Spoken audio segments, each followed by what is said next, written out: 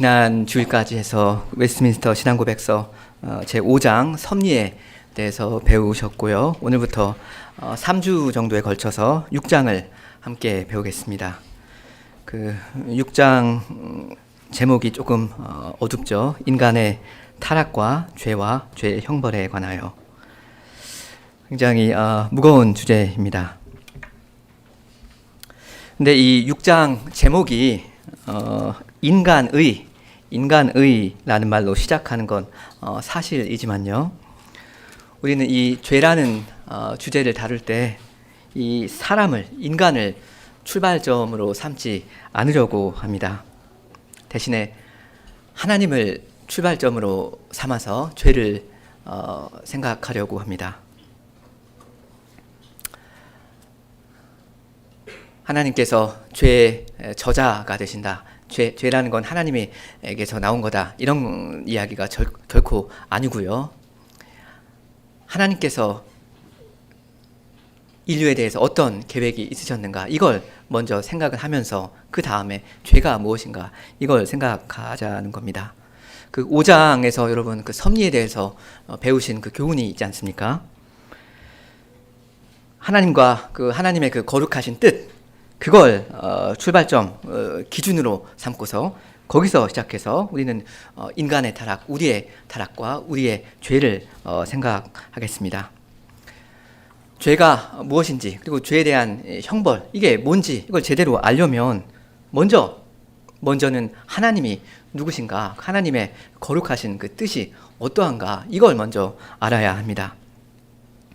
이걸 놓쳐버리고 하나님을 쏙 빼놓고 나의 그 죄의 현실, 나의 현실을 출발점으로 삼아버리면 그렇게 하면 오히려 이 죄라는 것의 그 두려운 심연, 그것을 제대로 볼 수가 없게 됩니다. 그 심연, 이 김기찬 목사님이 요 6장 설교하시면서 심연이라는 말을 많이 쓰셨대요. 죄의 심연, 그 바닥이 없는 그 구렁이죠.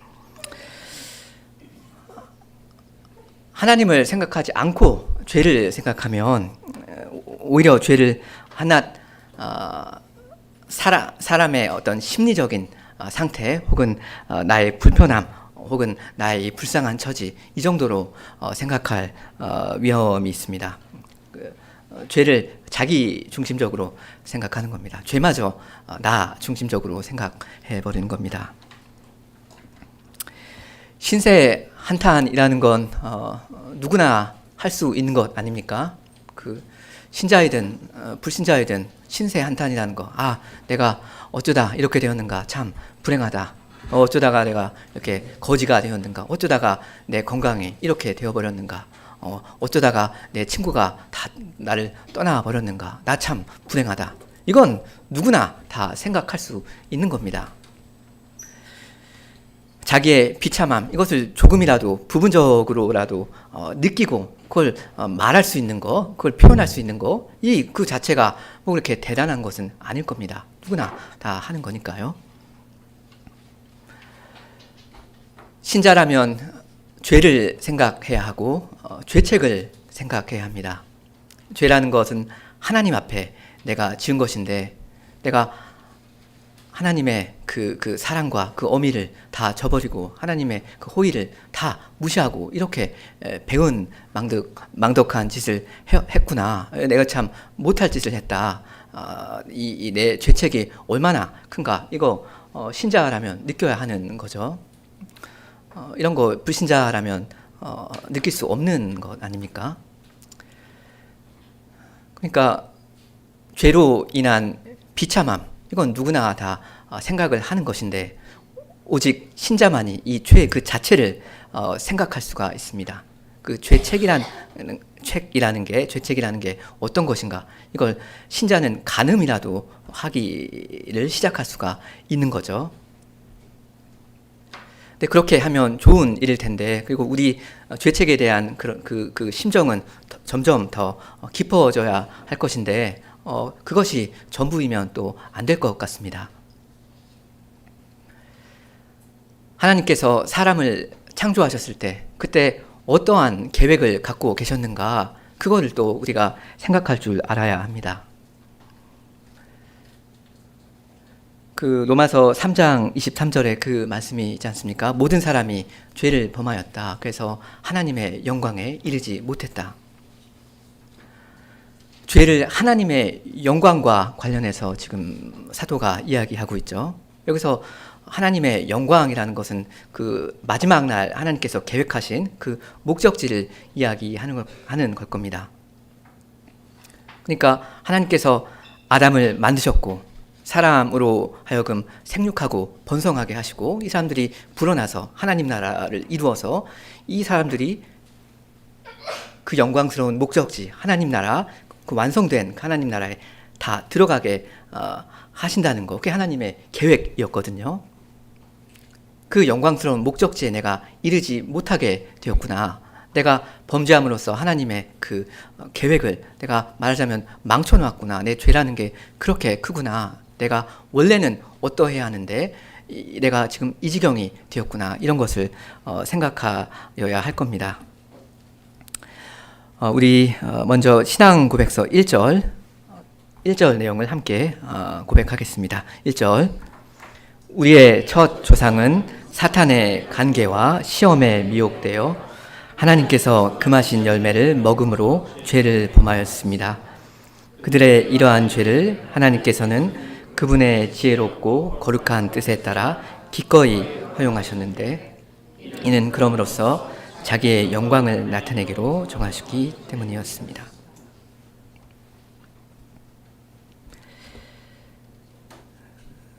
지금 아담과 하와의 그 처음 범죄에 대해서 고백하고 있죠. 먼저 용어 정리를 좀 하고 가고 싶습니다. 혹시는 여러분들 중에 특히 아이들 같은 경우는 이게 헷갈리기가 쉬운 거라서 이 원죄라는 단어요. 좀 많이 어려운 단어인 것 같습니다. 근데 말씀드리고 싶은 게 뭐냐면 지금 이 1절 내용은 원죄에 대한 이야기가 아닙니다.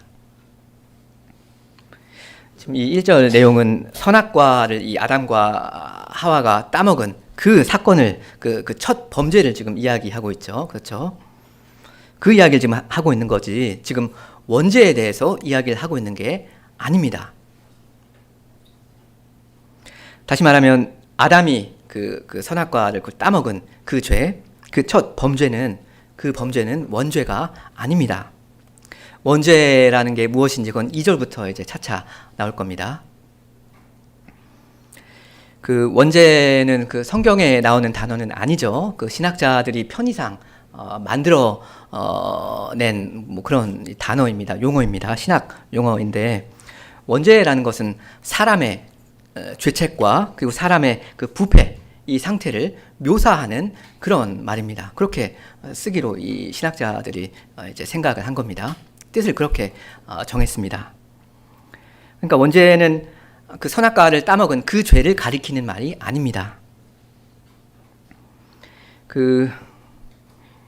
제가 보기에도 이건 좀 용어를 좀 헷갈리게 만든 것 같은데요. 그 원죄 영어로 하면 오리지널 신, 그러니까 원래 죄라는 거니까 그 처음 따먹은 그 죄라고 생각할 수가 있는데 하여튼 그런 의도로 이 신학자들이 원죄라는 단어를 쓰지는 않습니다.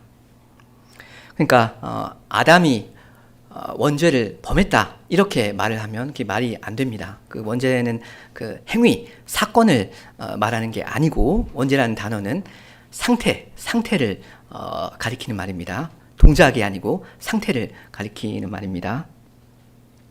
그럼 사람의 원죄가 정확히 무엇인지 그걸 사실 소일이문답 18문이 좀 더 간결하게 고백을 하고 있는데 제가 소일이문답 18문을 한번 읽어보겠습니다.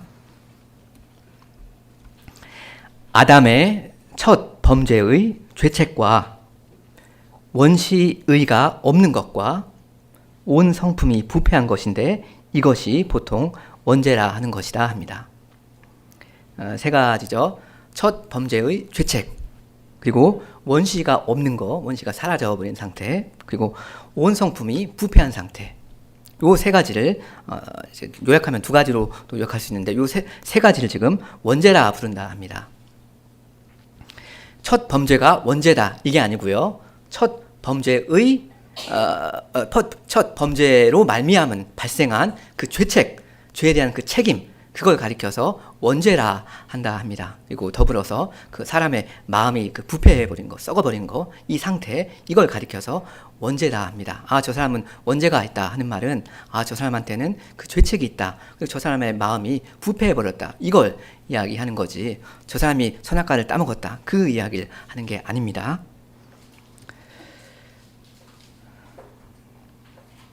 그러니까 이 원죄는 행위가 아니고요. 그 상태를 가리키는 말인데 특히 크게 보면 죄책과 부패입니다.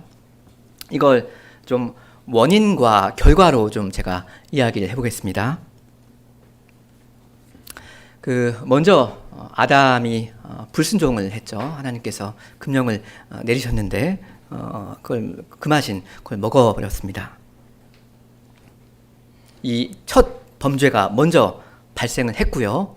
그 다음에 이 범죄 때문에 이어서 이 먼저는 이 아담 본인한테 이 원죄라는 것이 생겨버렸습니다. 그 첫 범죄에 대한 죄책과 그 부패한 그 상태입니다. 원죄.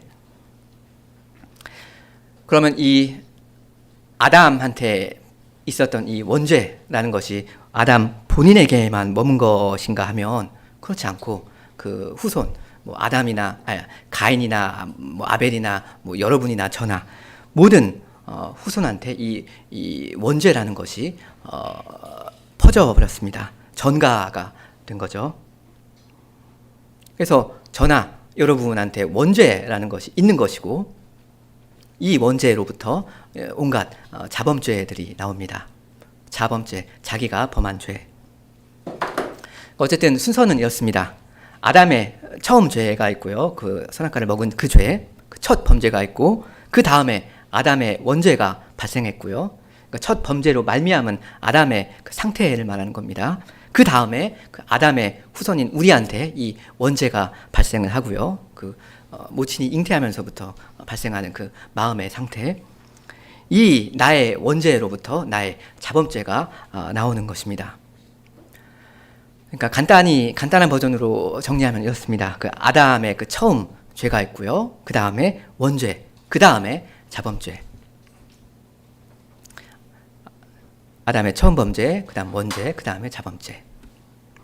나중에 이제 4절 가서 여러분 자세히 배우시겠지만 우리의 이 많은 자범죄들이 어디에서 나오는가 하면 그 출처가 어디인가 하면 그건 우리의 원죄에서, 그러니까 다시 말하면 우리의 그 부패한 그 상태에서 자연스럽게 나옵니다. 그러니까 죄인의 자범죄는 말 그대로 자범죄입니다. 이건 자기가 자원해서 원해서 지는 것입니다. 우리의 죄, 나의 죄, 그 근원이 어디인가 하면 어디 바깥에 가 있는 게 아니라 내 자신 안에 있습니다. 그 예레미야 그 17장의 그 유명한 구절이 있죠. 그 만물보다 거짓되고 부패한 것은 마음이다. 사람의 마음이다. 하지 않습니까? 세상에서 가장 썩은 거 그게 뭐냐 하면 사람의 마음이다 합니다. 그러니까 원죄의 위치가 어디 있냐면 원죄의 위치는 마음입니다. 더 구체적으로는 죄인의 마음입니다.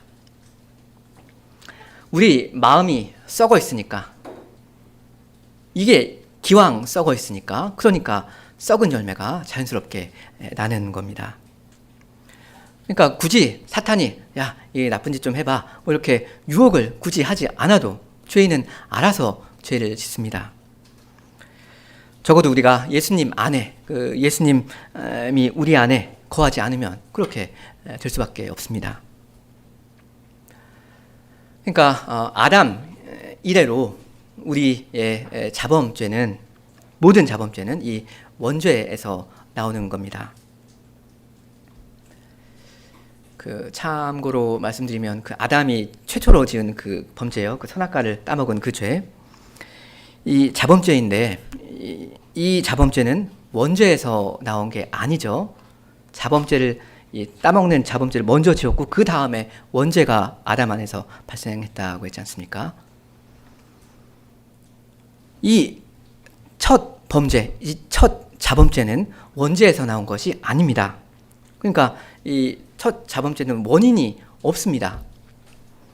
그래서 설명이 안 되는 겁니다. 물론 여러 가지 측면에서 이 설명이 안 되는 것이지만 죄라는 것이 원인이 없는 자범죄. 참 끔찍한 것이죠. 이해할 수가 없는 것이고요. 여튼 나의 자범죄들의 뿌리가 어디 있는가 하면 내 자범죄들의 뿌리는 나의 원죄입니다. 나의 부패한 그 상태입니다. 마음이 썩어버린 그 상태. 그러니까 이 점에서 우리가 그 원죄라는 말을 생각할 때 여러분 한자 잘 아십니까? 저는 미국 사람이라서 한자를 모르는데 이 원죄에서 그 원이 무슨 원자인지 혹시 아십니까? 예, 근원 원자죠. 그 근원 원을 생각할 때 그 근원이 나한테 있다라는 사실을 생각할 필요가 있습니다. 죄의 근원, 원래 이것이 어디서 출발하는가 할 때 그게 나 안에서 출발하는 거구나. 이걸 우리가 알고 고백할 필요가 있습니다. 내 안에 있는 이 원죄, 이 썩어져 있는 내 본성의 상태, 이게 어디 다른 데 가 있는 게 아니라 이게 뭐 아담이나 하와나 아니면 내 엄마, 내 할머니한테 일단 있는 게 아니라 이건 일단 내 안에 있는 거지 않습니까?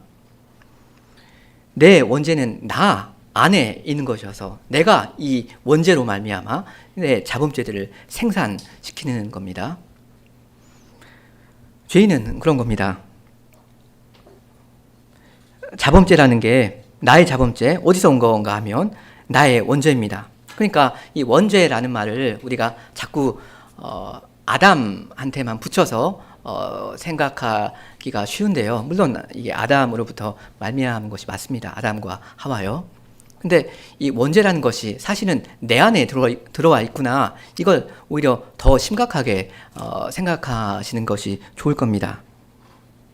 그러니까 원죄라는 것이 첫사람, 원래 사람 그 아담한테서 나왔으니까 이 원죄라고 할 수도 있지만 더 가깝게는 일단 나한테 당면한 내 현실은 뭐냐면 이 내 자범죄의 근원이 내 안에서 나온다. 이걸 주님께 고백하면서 그거에 대한 해결책을 주님께 구해야 하는 겁니다. 조금 용어 설명이 길었는데요. 우리 1절로 돌아가면 우리 시조 첫 조상 이야기를 하죠. 먼저 우리 시조가 선악과를 먹은 거, 이게 실제 그 역사 중에 이 시간과 공간 이 안에서 이 발생한 역사적인 사건이라는 거, 그걸 좀 생각할 필요가 있습니다.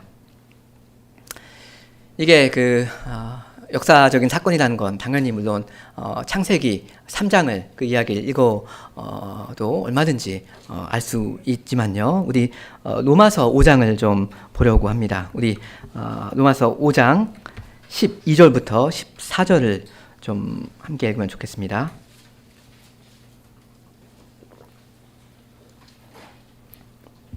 로마서 5장 12절부터 14절까지입니다.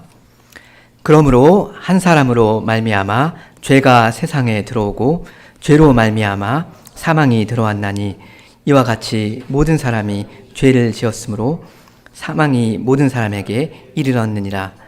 죄가 율법 있기 전에도 세상에 있었으나 율법이 없었을 때에는 죄를 죄로 여기지 아니하였느니라.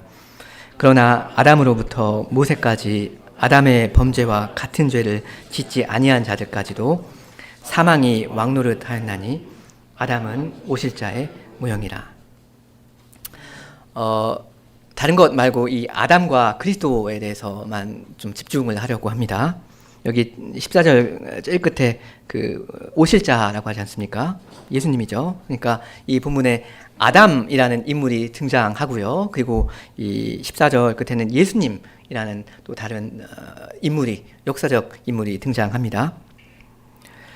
이 둘 다 실존한 사람들이죠. 예수님 나사렛 예수가 실제로 존재한 인간이었다는 거, 이건 뭐 불신자 역사가들도 다 인정하는 바입니다.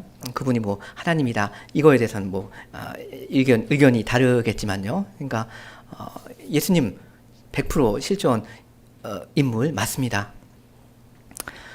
관건은 그럼 아담일 텐데, 지금 우리가 이야기하고자 하는 것은 아담의 실존 여부인데, 바울은 지금 아담과 그리스도를 같이 동일선상에 두고 이야기합니다. 여기 보면 성경은 한 사람 아담이 범죄했다, 이 사람으로 말미암아 죄가 세상에 들어왔다, 원래 세상에 죄가 없었는데 이 사람이 이렇게 해서 죄가 들어왔다, 이걸 분명히 가르치고 있죠. 첫사람 아담, 그리고 이 우리의 주 예수 그리스도, 이 두 분을 완전히 동일 선상에 평행에 두고 지금 이렇게 논리를 전개해 가고 있습니다. 그러니까 결국 진화론이 문제가 되는데요. 진화론을 가지고는 이 창세기 3장 말씀 혹은 이 로마서 5장 말씀을 액면가 그대로 받아들이기가 굉장히 어렵게 되어 있습니다. 아담이라는 그런 실제 사람이 존재했다는 그게 아니다. 어차피 다 원숭이에서부터 이렇게 천천히 진화한 거다. 그런 거 아니냐. 아담이 그 선악과를 따먹었다는 거, 그건 그냥 이야기다. 어떤 깊은 종교적인 교훈을 가르쳐주기 위해서 이렇게 잘 만들어낸 신화 같은 그런 이야기다. 이렇게 이야기를 하지 않습니까? 근데 그렇게 말하려면 그 예수님의 생애나 예수님의 그 죽음, 십자가 죽음, 이것의 역사성까지 같이 부인해 버려야 합니다. 오늘날 그 많은 그 자유주의 신학자들은 이 창세기 1, 2, 3장의 기록, 이것을 일종의 신화처럼 치부해 버리고 그렇게 해석하는 성향이 강하죠. 그래서 이 신화라는 해석의 틀을 갖다가 이 성경에 적용해서 인간의 타락의 의미를 읽어내려고 하는데, 이 결코 어떻게 디펜스할 수 있는 시도가 아닙니다. 이 창조와 마찬가지로 인간의 타락을 신화로 생각하는 이런 태도, 이거는 사실 그리스도의 부활을 신화로 생각해버리는 그런 태도랑 거리가 멀지 않습니다. 그리스도의 부활, 이거는 사람의 어떤 다시 살아난다는 것, 새로운 생명으로 착하게 살아간다는 그런 아름다운 그런 종교적인 그 의미를 부여하는 그런 아름다운 이야기다, 꾸며낸 거다, 이렇게 이야기하는 태도요. 그러니까 이 불신자들이 그리스도라는 사람이 십자가에서 죽었다는 이 사실, 그건 역사적 사실이니까 이거 부인 못하는데, 이 그리스도의 부활, 이것까지는 인정을 못하거든요. 그러니까 부활은 역사적 사건이 아니라고 말해놓고서 그저 그 부활의 의미를 백날 이야기해봤자 그 부활의 의미를 사실은 그 사람들은 알 수가 없게 되어 있습니다. 육신을 그대로 인정한 터에서 그리스도를 본받아 봐야 그리스도를 도덕 선생으로 그건 만드는 것일 뿐이지, 그건 그리스도를 구세주로 받아들이는 믿음은 아니지 않습니까? 그러니까 그리스도의 부활을 어떻게 볼 거냐, 이거는 사실 아담의 그 역사성, 아담의 그 첫 범죄, 그걸 어떻게 볼 거냐, 이거랑 딱 붙어 있습니다. 아담의 이 첫 범죄로 말미암은 그 타락, 이것을 그리스도께서 부활로 말미암아 해결하시는데, 이것과 이것을 믿는 것은 같이 갑니다. 이것도 믿고 이것도 믿든지, 아니면 이것도 부인하고 저것도 부인하든지 합니다. 이 아담의 타락이라는 것은 역사 중에 분명히 어느 한 시점에 발생한 사건이고요. 뿐만 아니라 우리가 이제 다음에 살피는 대로 그 결과와 영향이 온 인류에 미치는 그런 중대한 역사의 사건입니다. 이 정도 말씀드렸고요. 그 다음에 우리가 생각할 건 그 아담은 하나님께서 금하신 실과를 먹음으로써 범죄하였다 하는 사실입니다. 아담의 범죄라는 건 다른 게 아니죠. 주께서 인생에게 내리신 그 금령, 거룩한 그 명령을 위반한 것입니다. 우리 그 창세기 2장 16절을 좀 같이 보면 좋겠습니다.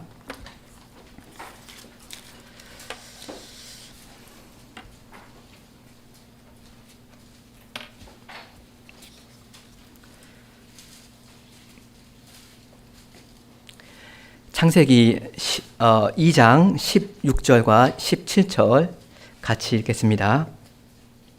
여호와 하나님이 그 사람에게 명하여 이르시되 동산 각종 나무의 열매는 내가 임의로 먹되 선악을 알게 하는 나무의 열매는 먹지 말라. 내가 먹는 날에는 반드시 죽으리라 하시니라. 하나님께서 우리 인생들을 존재하게 하셨죠. 그리고 우리 인생들한테 어떻게 무엇을 행할 것을 규정해 주셨습니다. 명령하셨습니다. 넌 이렇게 살거라. 이렇게 살면 안 된다. 이걸 딱 하나님께서 정해 주신 겁니다.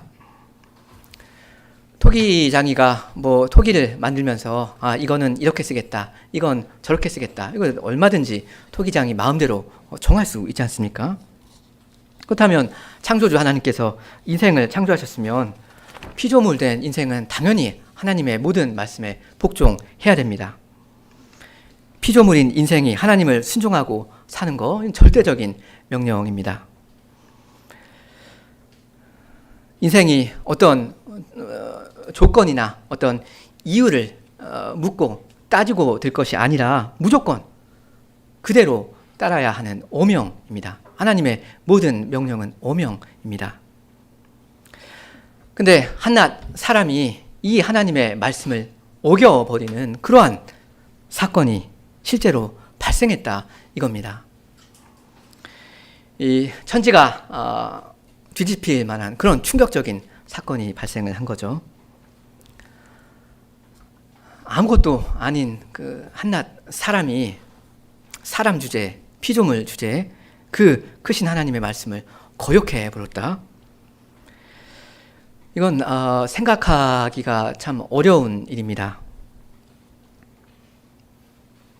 저는 지금 아담 그 사람 참 배은망덕했다. 어떻게 그렇게 하나님의 큰 사랑과 큰 은혜를 다 배신해 버렸는가? 이걸 지금 말하는 건 아닙니다. 혹은 아담 그 사람 참 어리석었다. 말씀에 그렇게 잘 순종했더라면 영생을 얻었을 건데 왜 그렇게 무지하게 행동을 했는가? 이거 지금 이야기하는 것도 아닙니다.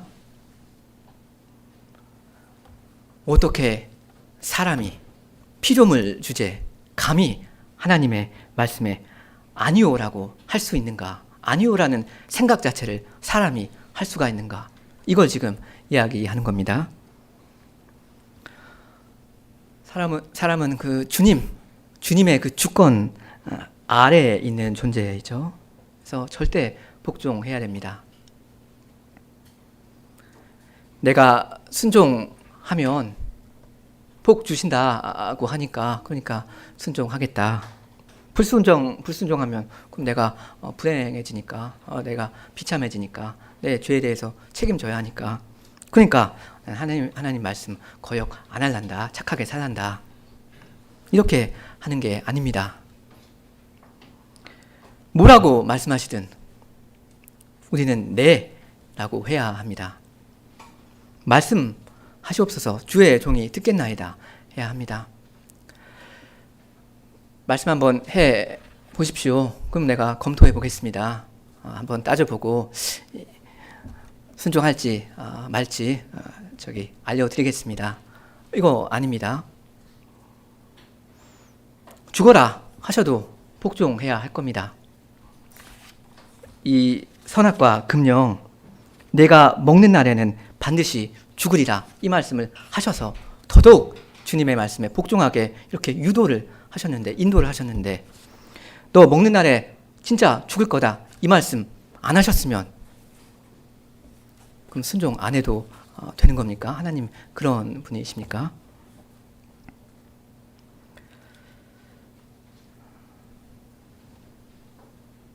근데 아담은 너무나도 건방지게 하나님께 순종하지 않았다 이겁니다.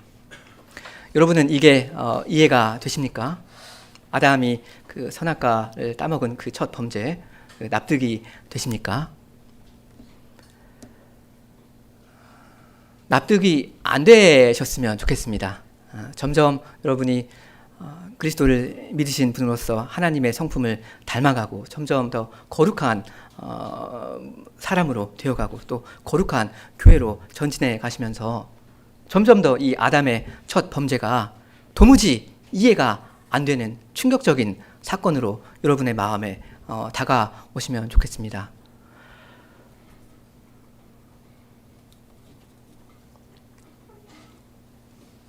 도무지 이해가 안 된다. 어떻게 그런 일이 있을 수가 있는가? 여러 가지 방면으로 하나님의 그 계명에 순종하는 일을 우리가 생각할 수가 있겠습니다. 그렇죠? 하나님의 말씀에 순종하면 우리가 복을 받는다. 이것도 있고, 뭐 생명을 누린다.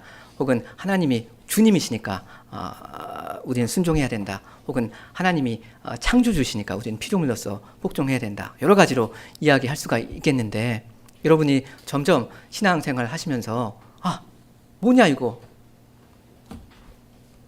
그러시면 좋겠습니다. 혹시라도 그래 이해가 된다. 나라도 그렇게 하겠네. 뭐 선악과 그렇게 따먹을 수도 있는 것이지 뭐 이렇게 대수롭지도 그렇게 대수롭지 않게 생각할 거 있는가, 이렇게 하실 일이 아닙니다. 죄라는 것은 정말로 설명이 불가능한 것이고 그 원인을 찾을 수가 없는 그런 것이어야 합니다. 여러분의 죄일은 이 세상에 있는 그 많은 죄악들이든 이 죄와 그 죄로 말미암은 이 저주의 상태를 여러분이 당연한 것으로 받아들이시지 마셔야 하겠습니다. 죄라는 것을 받아들이는 거, 그걸 인정하는 거, 납득이 되는 거, 이건 죄인의 상태이거든요. 성도의 마음 자세는 아닐 겁니다. 성도는 거룩한 사람이에요. 그 죄라는 것이 너무나도 혐오스럽고 끔찍하고 그런 것이지.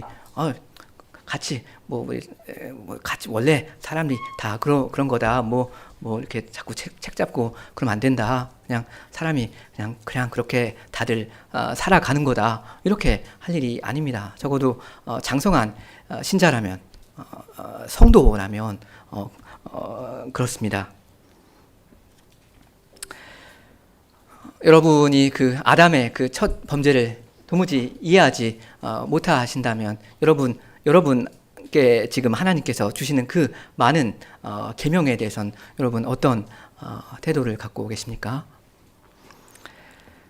하나님의 그 모든 말씀에 순종하려는 그 태도가 여러분 마음 가운데 있으십니까? 나 안에 여전히 연약한 것이 남아있고 죄성이 남아있는 것이 사실이지만 다 정리되지 않은 것이 있는 건 맞지만 하나님의 모든 계명에 난 순종하고 싶다, 이런 마음이 있는가 하는 겁니다. 그런 마음이 있느냐 없느냐, 이게 내가 구원받고 있는 사람인가, 그거를 말해주는 걸 겁니다. 혹시라도 왜 하나님께서는 하필 그 선악과 금령이라는 그걸 만드셔서 왜 사람을 이렇게 범죄하게 만드셨는가, 왜 우리 인생을 이렇게 피곤하게 만드셨는가, 이런 생각을 하는 태도는 당장이라도 버리셔야 할 겁니다. 이 선악과 금령이라는 건 하나님께서 하나님으로서 마땅히 모든 피조물한테, 우리 인생한테 요구하실 수가 있는 거고요. 뿐만 아니라 하나님의 형상대로 짐받은 우리 인생이 마땅히 거룩하신 주님께 순종을 돌려야 한다는 그 사실을 표시한 것입니다. 그러니까 말하자면 이 선악과 금령이라는 것은 우리 인간의 그 근본적인 조건입니다. 사람 되게 하는 것, 그것입니다. 이 조건을 떠나서는 사람이 사람답게 되는 일은 없습니다. 하나님의 말씀에 기쁘게 순종하는 것, 이거. 이런 조건을 부정하고 거부하는 것, 그건 물고기가 물에서 탈출하려는 것과 같죠. 행복할 수가 없고 죽음입니다.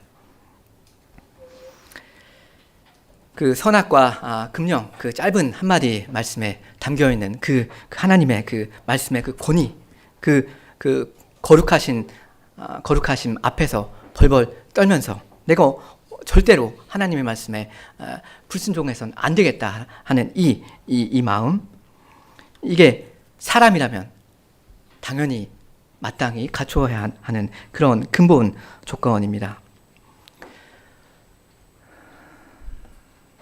우리 시조가 선악과 금령을 범해했는데 이걸 위반한 것은 충격 그 자체입니다. 하나님께서 특히 그 영원한 생명을 약속하시면서 그 생명나무를 보여주시지 않습니까? 그걸 영원한 생명의 약속과 함께 그 거룩한 금령을 주셨다는 거, 그걸 생각할 때 이걸 왜 위반했는가, 그 이유를 하나라도 우리가 발견할 수가 없을 겁니다. 한번 여러분 그 찾아보려고 시도라도 한번 해보셔도 좋겠습니다. 아담이 하나님의 말씀에 불순종할 이유가 하나라도 있었는가? 우리는 이 아담의 이 범죄를 볼 때 아담이 잘못했다 이렇게 손가락질 할 것은 아니죠. 그 아담의 그 범죄가 우리의 상태와 무관한 것이 아닙니다.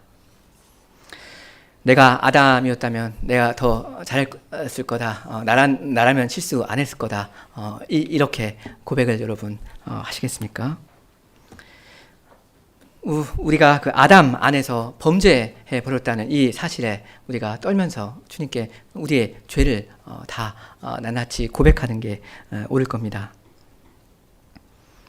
이러한 태도에서 우리는 하나님께서 그리스도 안에서 베푸시는 그 은혜를 얻을 소망을 가질 수가 있겠습니다. 아까 로마서 5장을 같이 읽었는데 좀 어둡게 시작을 하기도 했지만 굉장히 밝게 끝나지 않습니까?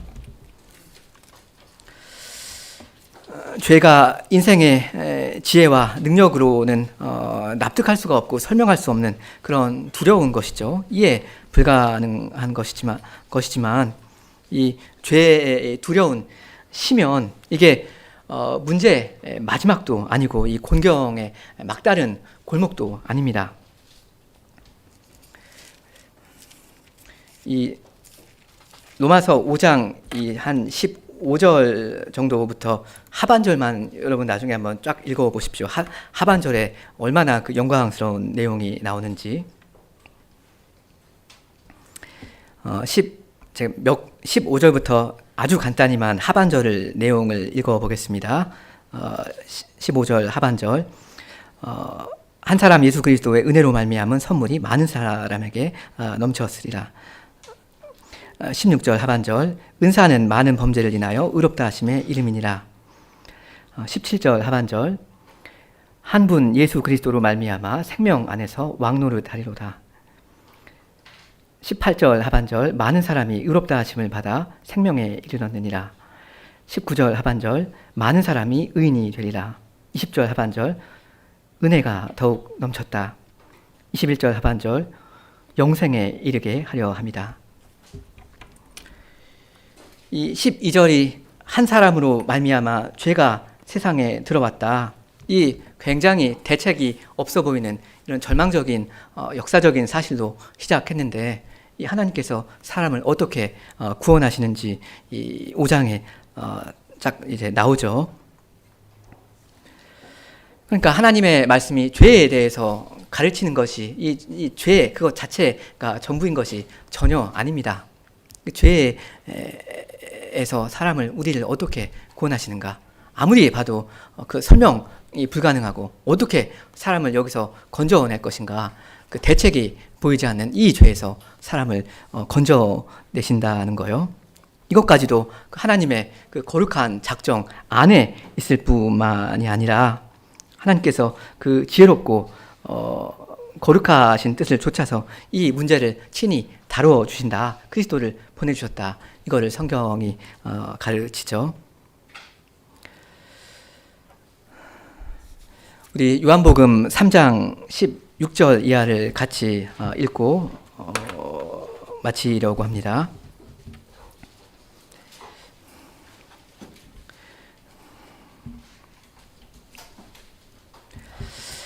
요한복음 3장 16절과 17절을 함께 읽겠습니다.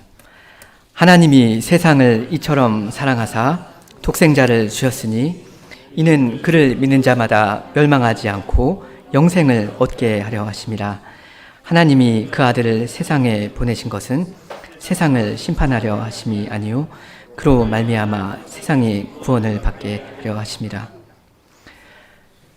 하나님께서 그리스도를 보내주신 것은 결국 그 죄의 문제를 해결해 주시고 하나님께서 본래 그 의도하신 그 영광스러운 목적지로 우리를 인도하시려는 건데, 이 죄의 심연이라는 거, 그 죄의 깊이라는 거 우리가 결코 다 알 방법이 없고요. 죄 짓는 우리에 대해서도, 우리 자신에 대해서도 우리가 다 알지 못합니다. 자신을 납득하지 못합니다. 여러분이 신자라면, 성도라면, 의인이시라면 그러셔야 할 겁니다. 내가 왜 죄를 짓는 건가? 어떻게 된 것인가? 난 그리스도 안에 있는 의인인데, 난 성도인데 내가 왜 죄를 지었는가? 납득이 될 수가 없는 그런 일이어야 할 겁니다. 뭐 사람이 다 죄인이지 어쩔 수 없다. 이렇게 할 일이 아니죠. 하나님께서 우리의 죄의 그 두려운 심연을 점점 깨닫게 해주시는데, 그건 우리를 그 심연에서 건져 주시려는 겁니다. 그래서 하나님의 독생자를 내어 주셨죠. 그것뿐만이 아니라 영원히 우리로 이 그리스도와 함께 연합해서 살게 해주셨습니다. 그리스도를, 하나님의 아들을 사람으로 이 땅에 보내주셨고요. 이분을, 우리를 대표하는 그리스도, 우리의 죄를 대신 짊어지신 우리의 구주로 세워주셨습니다. 그래서 우리에게 있는 모든 죄와 연약, 이것을 주께서 담당해 주셨고, 주님 안에 있는 그 의와 그 영원한 생명, 그 영광, 그걸 우리에게 돌려주셨습니다. 그러니까 죄를 여러분이 얼마든지 생각하실 수 있는데 죄에 과도하게 집착할 것은 또 아니기도 합니다. 죄를 볼 때마다 그리스도를 보셔야죠. 죄를 한번 생각할 때마다, 나의 죄를 한번 볼 때마다 그리스도를 2번이고 3번이고 4번이고 보셔야 할 겁니다. 죄라는 사실과 이 구원이라는 사실, 이게 50대 50으로 있는 게 아니지 않습니까? 성경에서 죄가 이만큼 있고 구원이 이만큼 있다, 이걸 둘 다 잘 깨닫거라 하는 이 이야기가 아니지 않습니까? 이 죄라는 그 끔찍한 현실이 있는 것이 맞는데, 이 죄라는 것을 하나님께서 능히 해결하신다. 이 모든 것을 덮으시고 다 우리를 위해서 말끔하게 해결해 주신다. 그래서 그 끔찍한 우리의 죄라는 게 마치 없었던 것처럼, 문제가 안 되는 것처럼 그렇게 계속 우리를 만들어 가신다. 우리를 거룩하게 만들어 가신다. 이게 성경의 그 강조점일 겁니다. 그렇게